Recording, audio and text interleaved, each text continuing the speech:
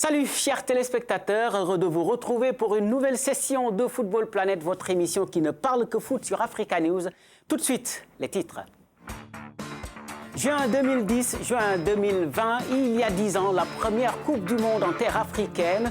Le continent et les Sud-Africains s'en rappellent. 10 ans après, que reste-t-il de cet événement mondial historique? Le journaliste sud-africain Tshepang Meilwane analysera la situation avec nous tout à l'heure. Le débat autour du maintien ou non de la CAN 2021 encore relancé. Janvier reste la priorité de la CAF. Une affirmation du secrétaire général de l'instance, Abdelba.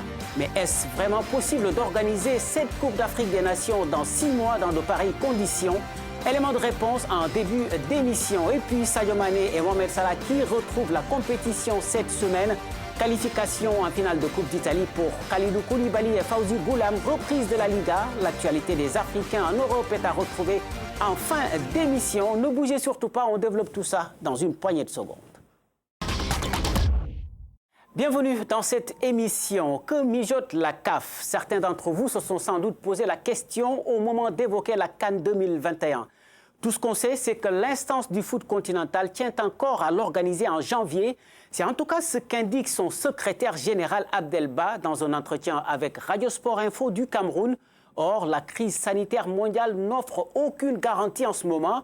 Organiser la CAN en janvier paraît même utopique, comme nous l'expliquent Bridget Ougoué et Nyasha Kei Moutizwa.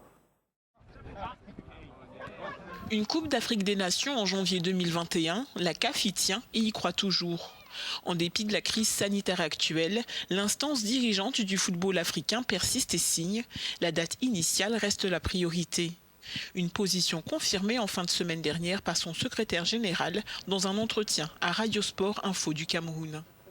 Mais tout dépendra de la date de reprise des éliminatoires, dont il reste encore 4 journées à disputer. À ce propos, la CAF repose tous ses espoirs sur les mois d'octobre et de novembre, d'après Abdelba. Mais pour l'instant, il n'y a aucune garantie de jouer dans cette période, et plus le temps passe, plus l'incertitude grandit. Dans ce contexte, on peut donc s'interroger sur l'insistance de l'instance à ne pas donner une position claire. À 6 mois du coup d'envoi initial, est-ce techniquement possible d'organiser des matchs rapprochés alors que les compétitions se poursuivent en Afrique et en Europe? Peut-on contourner les restrictions liées à la Covid-19? Quid de la santé des joueurs? Autant de questions qui rendent pratiquement la CAN 2021 en janvier impossible, mais le miracle existe et la remontada en est une preuve. Et on espère qu'il y aura bien ce miracle. À défaut, il faudra peut-être attendre 2022 pour assister à cette CAN prévue au Cameroun. En tout cas, la CAF n'exclut pas cette option au vu du calendrier très chargé de 2021 selon son secrétaire général. Je vous le disais en titre, il y a 10 ans, l'Afrique accueillait la première Coupe du Monde sur son sol. C'était en 2010 en Afrique du Sud. Un rendez-vous historique qui n'aura pas marqué que par le bruit assourdissant des vuvuzelas, mais également et surtout par sa réussite. 10 ans après, que reste-t-il de l'héritage de cet événement? On en parle tout à l'heure avec un confrère sud-africain, Tshepang Meilwane. Mais avant, suivez ce sujet d'Armel Kenga et Ignatius Annor. Ce rendez-vous avait suscité beaucoup d'espoir pour le foot sud-africain et africain d'une manière générale. Pour la première fois, la Coupe du Monde se jouait sur le continent. Historique, l'écho de cette grande première a alimenté un engouement presque sans égal. D'abord pour le symbole que représente l'Afrique du Sud de Nelson Mandela. Ensuite, la curiosité autour des capacités de l'Afrique à réussir l'organisation d'un tel événement. Et après un mois de compétition, tout le scepticisme qui accompagnait ce rendez-vous a été balayé. Si, sur le plan sportif, l'Afrique a frôlé la catastrophe, le Ghana, quart de finaliste ayant sauvé l'honneur. Côté organisation, la Coupe du Monde 2010 fut une réussite. Oui, ce mondial n'était pas seulement un concert de vuvuzelas. C'est aussi du spectacle, des émotions et beaucoup d'argent pour la FIFA. Près de 3 milliards d'euros de gains pour la Fédération internationale de football association. Plus de 3 millions de spectateurs, défi relevé à merveille. Mais 10 ans après, l'héritage semble s'être effrité avec le temps. En témoigne l'état des stades dont la construction a coûté plus de 1,7 milliard d'euros. Sur le plan social, rien n'a changé. La pauvreté reste encore grande alors que l'économie sud-africaine est au ralenti depuis plusieurs années. Elle est donc loin, cette euphorie autour de ce rendez-vous des étoiles qui n'a pas empêché l'horizon de s'assombrir. Et oui, les Sud-Africains semblent encore loin de ce rêve de voir leurs conditions changer. Mais les souvenirs, eux, sont toujours là. Pour en parler en ligne de Johannesburg avec nous, Tshepang Meilwane, journaliste sud-africain à Soccer Laduma. Bienvenue dans cette émission, Tshepang. Alors, que ressentent aujourd'hui les Sud-Africains lorsqu'ils regardent 10 ans en arrière après cette Coupe du Monde? L'excitation est-elle encore là? Eh bien, il y a eu beaucoup d'excitation dans le passé, parce qu'à la télévision, ils ont montré les matchs de la Coupe du Monde et nous pouvions voir l'Afrique du Sud, le Nigeria, la Côte d'Ivoire et le Ghana qui ont si bien réussi cette compétition. Cela nous rappelle donc des souvenirs qui rendent les gens heureux, même sur les médias sociaux. Beaucoup de gens en ont parlé. C'était une expérience unique dans la vie. On ne sait jamais quand la Coupe du Monde reviendra en Afrique. Donc, en se remémorant ces moments, en regardant ce que nous avons vécu en tant que pays pendant ce mois de la Coupe du Monde, c'est quelque chose de spécial. Et cela restera toujours ainsi dans le cœur des Sud-Africains. Et je pense que beaucoup de gens sont fiers que nous soyons capables de l'accueillir correctement. Parce qu'il y avait des doutes sur le fait qu'un pays africain puisse vraiment bien l'accueillir.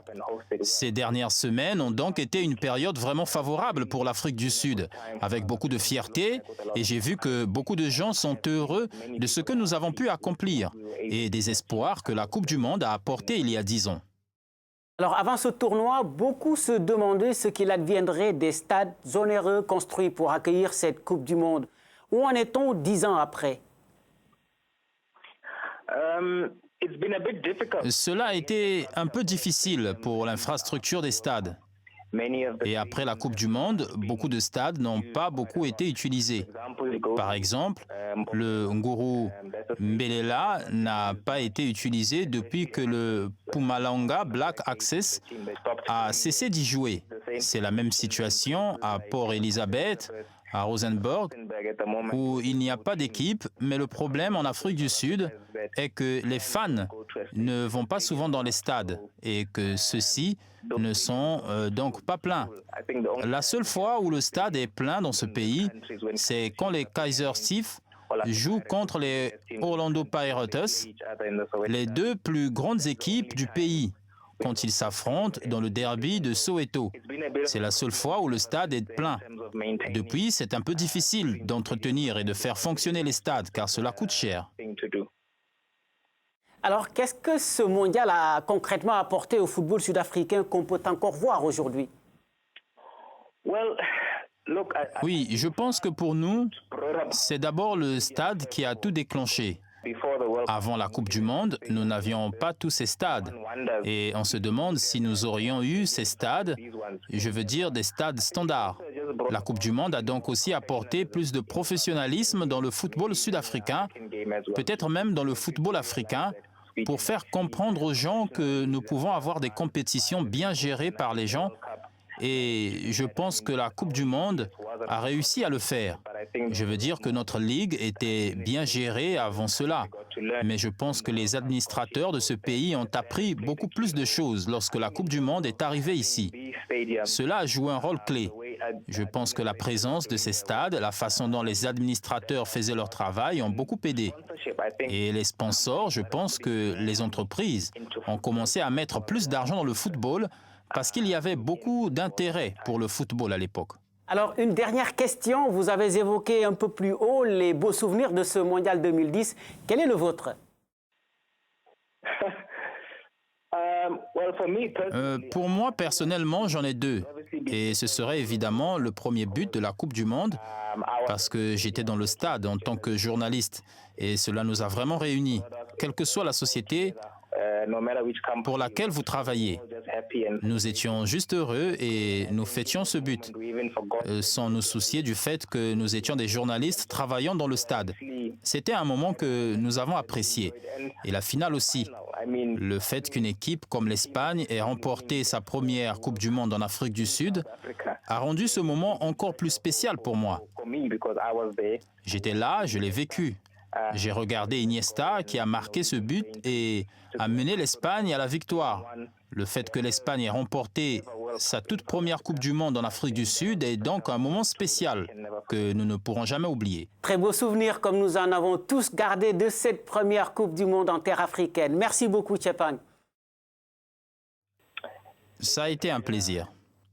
Tchepang Melouane, journaliste sud-africain qui nous parlait depuis Johannesburg.